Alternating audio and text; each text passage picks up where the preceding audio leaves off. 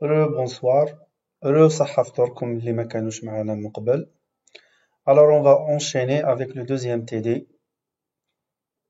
Essayez de me supporter. Donc c'est que la fièvre et les états septiques, c'est deux choses qui peuvent pas être dissociées. Donc dans ce deuxième TD, on va essayer de voir les états septiques. Ça veut dire quoi les états septiques? Ça veut dire que c'est toutes les situations cliniques où on va évoquer une réponse inflammatoire systémique, une infection et les complications de cette infection sur certains individus, à savoir le sepsis et le choc septique. Donc, les états septiques ont connu une évolution des définitions. À l'époque, la communauté scientifique parlait uniquement de septicémie et de bactériémie. Ça veut dire quoi? Commençons par la bactériémie. La bactériémie, qui est une définition toujours valable, et qui veut dire la présence d'une bactérie dans le sang, isolée par hémoculture en dehors de toute manifestation clinique. Une fois on a des manifestations cliniques avec la présence de bactéries dans le sang, à ce moment-là, on parlait de septicémie. Donc, on disait tout le temps septicémie à staphylocoque parce que il y avait des manifestations cliniques avec isolement de staphylocoque dans le sang, septicémie à Escherichia coli, la même chose, ainsi de suite. Et c'était une terminologie pratiquement qui désignait uniquement les maladies bactériennes. En 1991, les réanimateurs ont créé une nouvelle classification ou bien des nouvelles définitions qui ont été révisées et validées en 2001, donc pratiquement 10 ans après, et qui parlaient d'un syndrome de réponse inflammatoire systémique. C'est l'ensemble de signes cliniques secondaires à une agression quelconque. Donc ça peut être une agression donc infectieuse ou autre. Ils ont parlé de sepsis. Ça veut dire quoi le sepsis? C'est le syndrome de réponse inflammatoire systémique associé à une infection donc avérée ou suspectée. Ensuite, le sepsis grave et enfin le choc septique. Cette définition a été revue en 2016 et on a actuellement la nouvelle définition qui est plus pratique parce qu'elle se base sur des scores de gravité et de tri. Et ces scores-là vont permettre de classer dans les 3 heures qui suivent la consultation du patient, de pouvoir dire est-ce qu'il présente réellement un sepsis, est-ce qu'il présente un choc septique, et à ce moment-là, la prise en charge, elle va être plus rapide. Parce qu'à l'époque, le problème des définitions, les anciennes définitions de 1991 révisées en 2001, c'était que les médecins croyaient que c'est une évolution chronologique. Donc, un patient vient avec un syndrome de réponse inflammatoire systémique. Par la suite, il va évoluer vers un sepsis. Ensuite, il va évoluer vers un sepsis grave. Et enfin, il va aller vers un choc septique. Et que le choc septique était la situation mortelle. Maintenant, non. On a compris que cette lenteur de prise en charge, cette lenteur dans nos actions fait qu'on perd beaucoup de malades alors qu'on pouvait les sauver avant l'apparition des signes de gravité et avant que le patient soit dans un état de choc septique. Donc, c'est quoi une infection? L'infection, c'est la présence de micro-organismes dans un site stérile avec une symptomatologie clinique. C'est-à-dire, j'ai des brûlures mictionnelles, je fais une bandelette urinaire, je fais un examen cytobactériologique des urines et je trouve un germe. À ce moment-là, je parle d'une infection urinaire. J'ai une plaie ouverte avec de pus qui sort, je fais un prélèvement, j'ai de la fièvre, je fais un prélèvement et je trouve qu'il y a un germe, un staphylocoque sur la plaie. Donc, je vais parler d'une infection cutanée à staphylocoque post-traumatique par exemple, ainsi de suite. Quand ce type d'infection donne des symptômes généraux, alors on a changé. le statut va changer. Donc, c'était une infection localisée. Par la suite, ça va devenir une infection systémique. Alors, à ce moment-là, on va parler d'un syndrome de réponse inflammatoire systémique. Ce syndrome de réponse inflammatoire systémique est défini par la présence d'au moins 2 critères parmi les 4 critères suivants. Ces 4 critères sont une température supérieure à 38,3 ou une température inférieure à 36. Donc, les hyperthermies ou les hypothermies sont considérés comme un signe de syndrome de réponse inflammatoire systémique.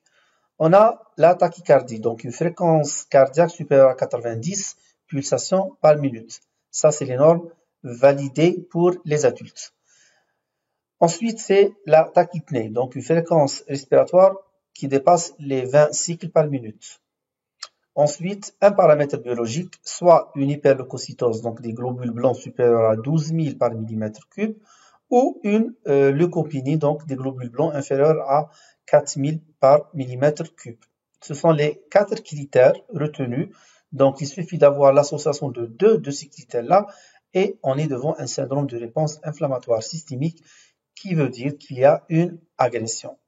Alors, si ce syndrome de réponse inflammatoire systémique est associé à une infection, là, on parle de sepsis.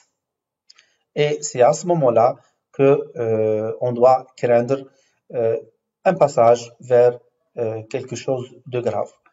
Donc, à l'époque, on parlait d'un sepsis sévère, c'est l'association de ce sepsis avec au moins une défaillance d'organes, c'est-à-dire une insuffisance rénale, une insuffisance hépatique, une atteinte des fonctions supérieures, une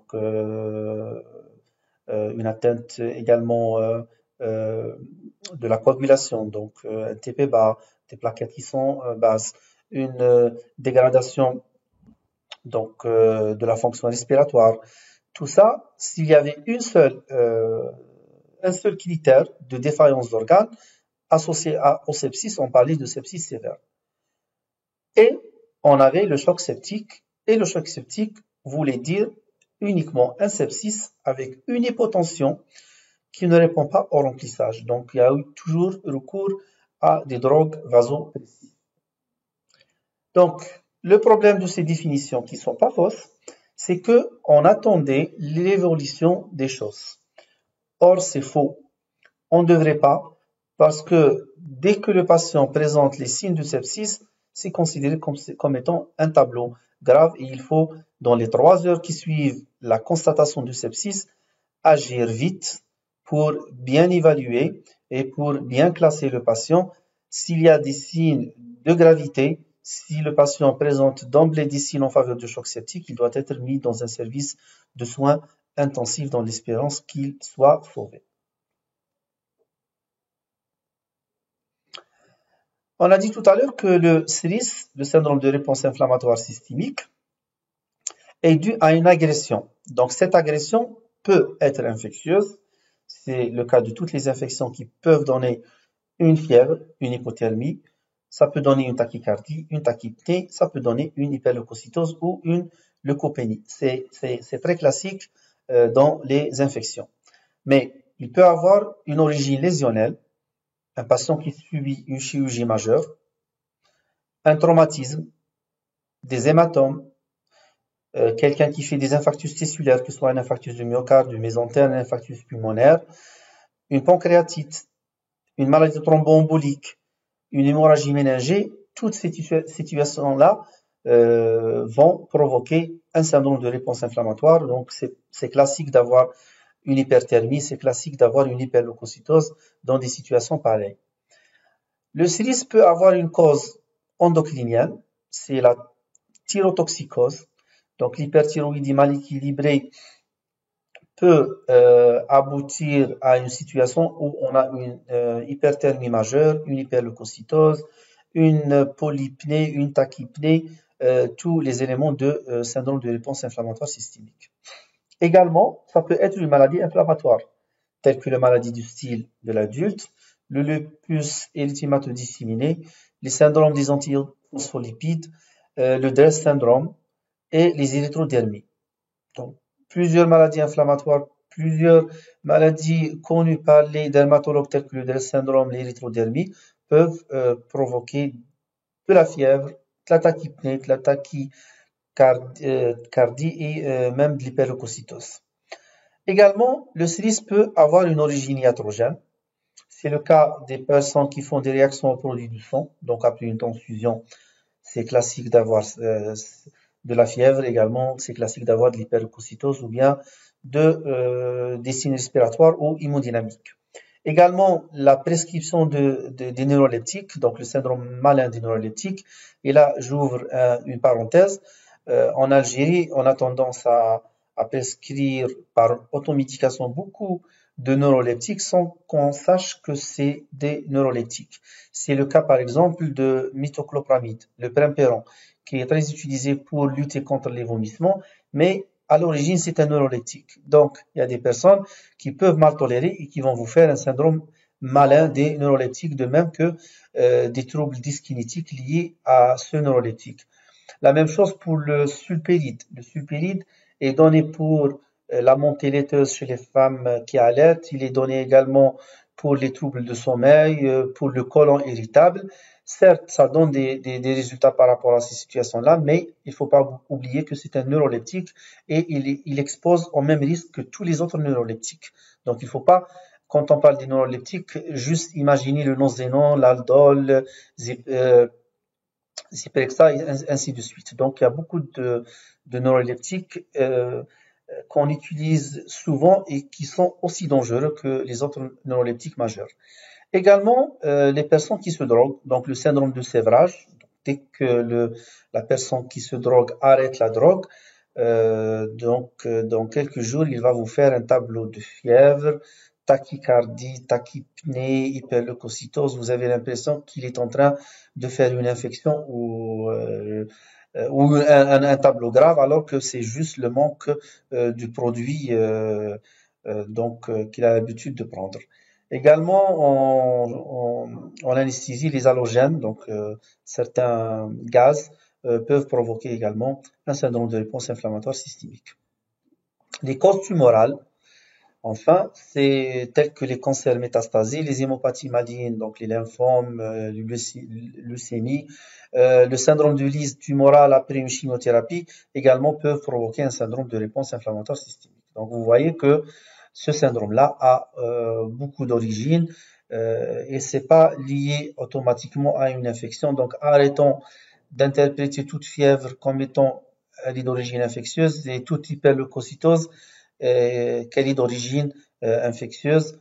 On doit rattacher le syndrome de réponse inflammatoire systémique à une infection dans le cas où on a une infection donc patente, où on a des pistes qui orientent vers une infection. Donc, il faut rechercher ce qu'on appelle une porte d'entrée pour pouvoir rattacher ce CIRIS à une infection quelconque. Donc, ces nouvelles définitions se basent essentiellement sur une physiopathe qui a été confirmée et qui a été prouvée chez certains patients prédisposés à faire le sepsis. Alors, on parle de sepsis comme étant une réponse inappropriée de l'hôte envers une infection. Le sepsis est une dysfonction d'organes secondaire à une réponse inappropriée de l'hôte envers une infection. Ça veut dire quoi? Ça veut dire qu'on peut être tous malades infectés par exemple un virus de la grippe. On est une dizaine de personnes dans une salle de réunion. Il y a une personne qui est infectée par le virus grippal. Il va tous nous infecter. Mais on va pas tous faire le même tableau donc de la même façon. Donc il y en a des personnes qui vont rien faire, donc ils resteront indemnes.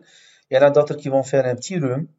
Il y en a d'autres qui vont faire une bronchite avec tous les signes de la grippe. Et il y en a d'autres qui vont faire un syndrome de détresse respiratoire. Et ça, ce sont des personnes qui sont passées de l'infection disons, respiratoire localisé vers un concept plus généralisé. Donc, leur corps a fait, disons, impliquer tous les autres organes dans cette infection respiratoire qui devrait être banale. Donc, ce sont ces personnes-là qui ont eu une réponse inappropriée envers cette agression qui vont faire le sepsis. Et du coup, on comprend très bien que le sepsis n'est pas un concept rattaché uniquement aux maladies bactériennes. Donc le sepsis, il peut avoir une origine bactérienne, c'est le cas le plus fréquent. On va avoir un sepsis à porte d'entrée cutanée, ça sous-entend que c'est un sepsis à staphylocoque. Un sepsis à porte d'entrée digestive, ça sous-entend que c'est un sepsis à bacilles gram négatif. Un sepsis à porte d'entrée urinaire, ça sous-entend que c'est un sepsis également à porte d'entrée ABGN également, à porte d'entrée urinaire, et ainsi de suite. Et le sepsis, à côté des maladies bactériennes, peut avoir une origine virale. J'ai cité l'exemple de la grippe, mais je citerai également l'actuelle épidémie de Covid-19.